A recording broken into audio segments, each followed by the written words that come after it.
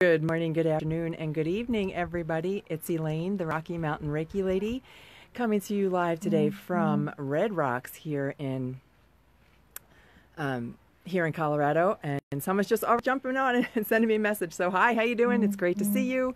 Yep, wherever you are, I know that there's sometimes it's late in the morning, sometimes it's late in the evening. And here it's about, oh, gosh, I don't even know. I've lost track of the time. But hang on a second. I'm going to show you this gorgeous view behind me before I start my question. Look at this. We'll just do a 360 here. This is the trail at Red Rocks Amphitheater. I just come from the amphitheater where I ran the stairs, and then I came here to do a little yoga under the rocks. Check this out here. I'm going to bend it this way. This is where I did my yoga this morning. Right here in this cool spot. Yeah, pretty cool. So, what I wanted to come to you live about today was a question that came up.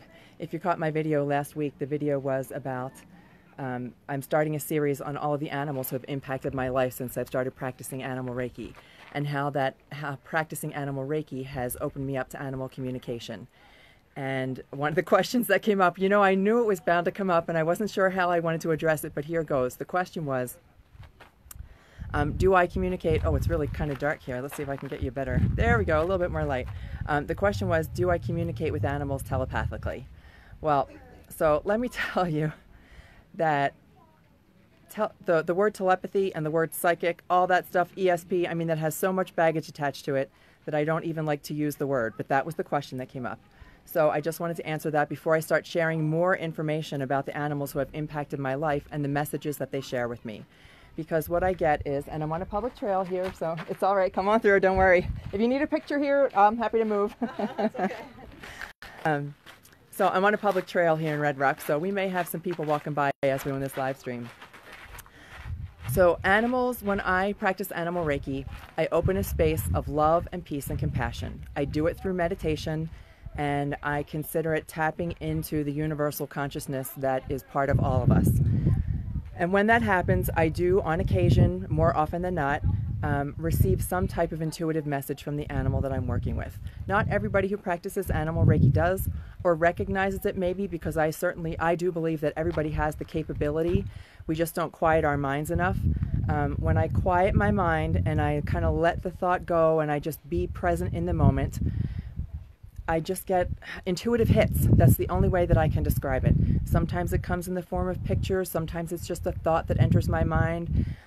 Sometimes it is something more obvious than that. I get a strong sense of what that animal is asking of me. But I don't think that it's any special gift, so to speak, other than the gift of learning how to quiet my mind and the gift of how to align myself. So when I go into a space of meditation, something's biting me.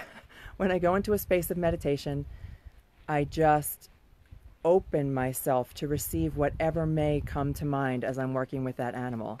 So it's not really telepathy. I don't like the word telepathy. I don't like the word ESP. I don't like the word psychic. All of those things seem supernatural, so to speak. So maybe they are beyond the natural capabilities that most people practice in their life, because we have so much bombarding us all the time, so much information, so much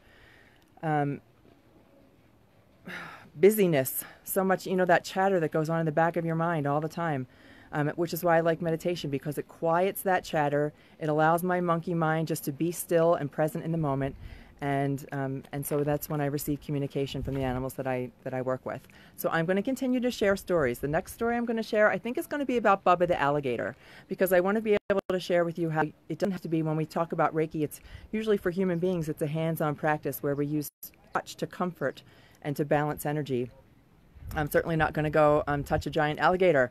So how do we open that space, and how do I receive communication from something like an alligator? So I'll share that next, Bubba the alligator. But I did want to address that question. Do I speak to animals telepathically? Well, I mean, technically, I guess it depends on how you want to define the word telepathy. But it is intuitive communication that occurs naturally when I open a space of love. And I think that's the secret. My nephew and I were talking about this yesterday. We were talking about quantum physics and the energy that we can't see that's around us, and what that means, and how our thoughts and love impact the quantum field. But that's a whole subject for a whole different day on a whole different level. I hope everybody has a great Saturday. I will talk to you again soon. Take care. Bye.